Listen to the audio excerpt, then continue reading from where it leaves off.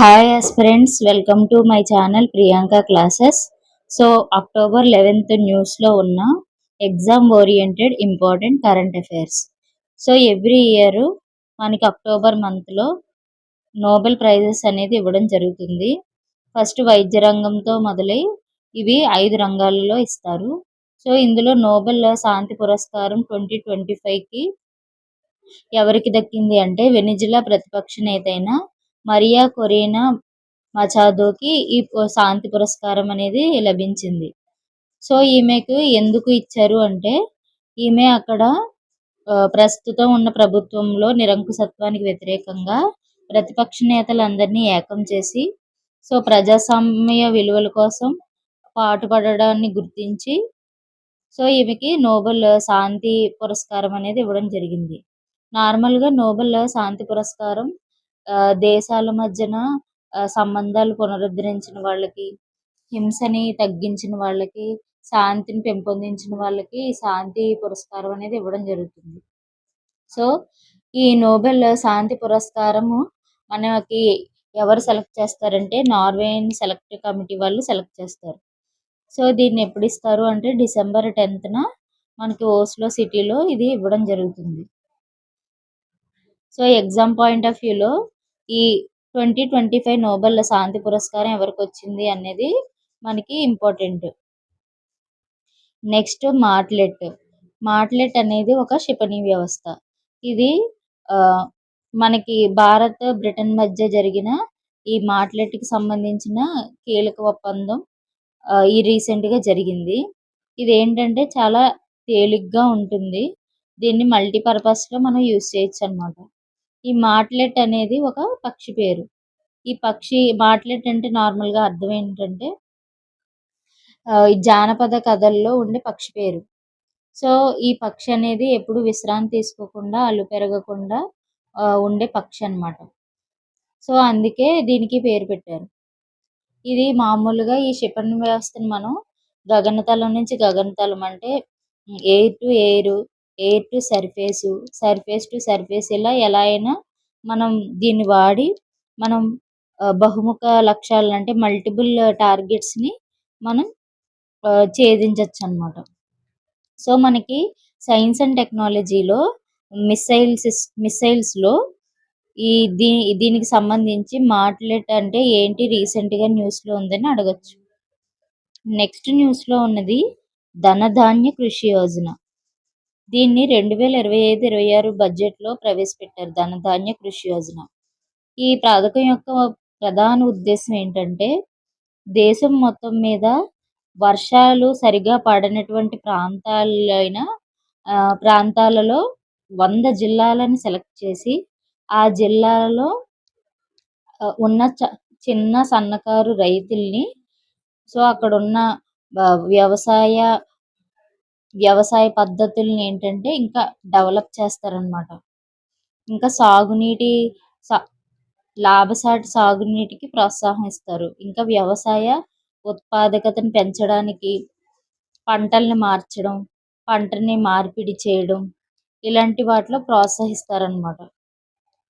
వీళ్ళు పంటని కోసేసిన తర్వాత పంటని నిల్వ ఉంచే సౌకర్యాల అభివృద్ధికి కూడా ప్రణాళికలు రూపొందించి అమలు చేస్తారనమాట. సో ఇంకా వీటిలో మనకి స్వల్పకాల రుణాలను ఇవ్వడం, తర్వాత రైతుల ఆర్థిక పరిస్థితిని మెరుగుపరచడం, తర్వాత గ్రామాల్లో ఉండే వ్యవసాయ రూపాన్ని మార్చడం ఈ పథకం యొక్క ముఖ్య ఉద్దేశం అన్నమాట. సో దీంట్లో మన ఏపీలో 4 జిల్లాలు అనేవి ధనధాన్య కృషి యోజన కింద సెలెక్ట్ అయ్యాయి.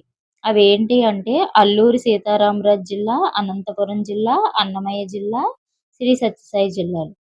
సో మనకి ఎగ్జామ్ పాయింట్ ఆఫ్ వ్యూలో రీసెంట్గా ధనధాన్య కృషి యోజన కింద సెలెక్ట్ అయిన జిల్లాలు ఏంటి అని అడగచ్చు.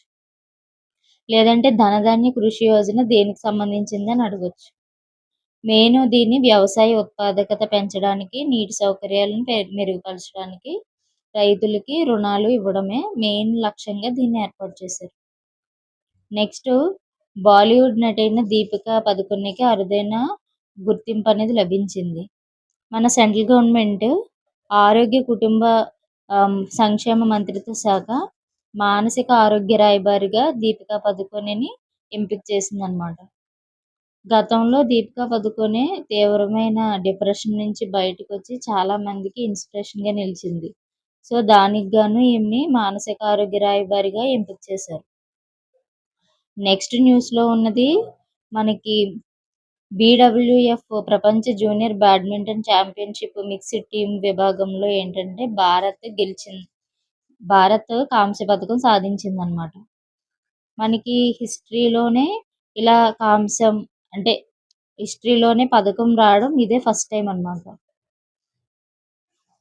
సో దీన్ని మన ఎగ్జామ్ పాయింట్ ఆఫ్ వ్యూలో రీసెంట్గా జరిగిన WF ప్రపంచ junior badminton championship mixed team విభాగంలో ఎవరు గెలిచారు అని అడగచ్చు.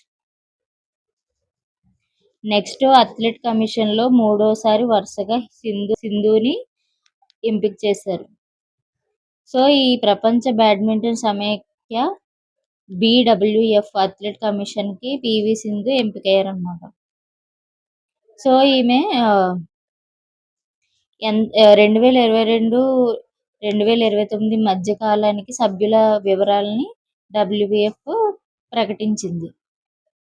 నెక్స్ట్ కరెంట్ అఫైర్స్లో ఉన్నది ఒకసారి ఫాస్ట్గా రివిజన్ చేసేద్దాం. ఇంతవరకు ఛానల్ని సబ్స్క్రైబ్ చేసుకున్నట్లయితే ఛానల్ని సబ్స్క్రైబ్ చేసుకోండి. నోబెల్ బహుమతులు రసాయన శాస్త్రంలో ముగ్గురికి వచ్చాయి. అవి ఎవరంటే సెసిము కిటగావా, రిచర్డ్ రాబ్బన్, ఒమర్ ఎం యాగి. వీళ్ళ ముగ్గురు వాయువుల్లో ఇతర రసాయనాలు ప్రవహించేందుకు వీలుగా ఎక్కువ ఖాళీలుండే కొత్త రకం అణువుల నిర్మాణాలను సృష్టించారు. అందుకు గాను వీళ్ళకి రసాయన శాస్త్ర విభాగంలో నోబెల్ ప్రైజ్ అనేది వచ్చింది. తర్వాత భారతదేశ GDP వృద్ధి రేటుని అనేది మార్చడం జరిగింది. అది గతంలో 6.3 అనే రేటింగ్ ఇచ్చింది. ఇప్పుడు దాన్ని పెంచి 6.5 రేటింగ్కి పెంచింది. నెక్స్ట్ మనకి న్యూస్లో ఉన్నది పాలస్తీనాని అధికారిక దేశంగా ఏ దేశం గుర్తించిందంటే ఆస్ట్రేలియా. తర్వాత మనము కాఫీ, నల్ల కన్నుల బఠానీ విత్తనాలను ఏ దేశానికి యాక్ట్ ఈస్ట్ పాలసీ కింద మనం ఎగుమతి చేయడానికి ఒప్పుకున్నామంటే ఫీజీ అన్నమాట. నెక్స్ట్ మనకి ఏ రాష్ట్రంలో 8,146 కోట్ల వ్యయంతో టాటో 2 అనే జల విద్యుత్ ప్రాజెక్టుని రీసెంట్గా కేంద్ర మంత్రివర్గం ఆమోదించిందంటే Arunachal Pradesh. Next international olympiad on astronomy and astrophysics ఏ నగరంలో జరిగాయంటే ముంబైలో జరిగాయి. తర్వాత ఐక్యరాజ్య సమితిలో మొదటి గ్రామీణాభివృద్ధి దినోత్సవాన్ని ఏ రోజున చేశారంటే జూలై 6. నెక్స్ట్ ఇంటర్ వరకు సమగ్ర శిక్ష ప్రయోజనాలని పొడిగించబోతున్నారు. సమగ్ర శిక్ష అనేది 2001-2 అప్పుడు కేంద్ర ప్రభుత్వం తీసుకొచ్చింది. ఇందులో ఏంటంటే 6 నుంచి 14 సంవత్సరాలు ఉన్న పిల్లలందరూ చదువుకునే హక్కుని ప్రాథమికంగా కలుగొన్నారనడానికి ప్రతీకగా ఈ సమగ్ర శిక్షలో ఏం చేస్తారంటే వాళ్ళకి యూనిఫామ్స్ ఇవ్వడం, వాళ్ళకి బుక్స్కి సంబంధించి డబ్బులు, బుక్స్ ఇవ్వడం, తర్వాత రవాణా ఛార్జీలు ఇవన్నీ చెల్లిస్తారు. అయితే ఇవి ఎప్పటి నుంచి ఎప్పటి వరకు అంటే 1 నుంచి 8th క్లాస్ వరకే ఉన్నాయి. వీటిని రీసెంట్గా ఇంటర్ సెకండ్ ఇయర్ వరకు పెంచబోతున్నారనమాట. అంటే ఈ సమగ్ర శిక్ష 2.0 టైం పీరియడ్ అనేది అయిపోతుంది. దానికి కంటిన్యూషన్గా సమగ్ర శిక్ష 3.0 అనేది అమలు కాబోతుంది అనమాట. సో ఇందులో కేవలం బుక్స్, తర్వాత రవాణా ఛార్జెస్తో పాటు పాఠశాలల్లో అటల్ టింకరింగ్ ల్యాబ్స్ని ఏర్పాటు చేయడం, తర్వాత ఈ మానసికంగా ఎవరైతే కొంచెం ఇబ్బందులు ఎదుర్కొంటారో వాళ్ళకి కౌన్సిలర్లు నియమించడం, అటల్ టింకరింగ్ ల్యాబ్స్, ఇంకా యూనిఫామ్స్కి వీటికి ఇవన్నీ కూడా ఈ సమగ్ర శిక్షణలో కవర్ అవుతాయి అన్నమాట. సో ఈ వీడియో మీకు నచ్చినట్లయితే వీడియోని లైక్ చేయండి, షేర్ చేయండి, సబ్స్క్రైబ్ చేయండి. Thank you.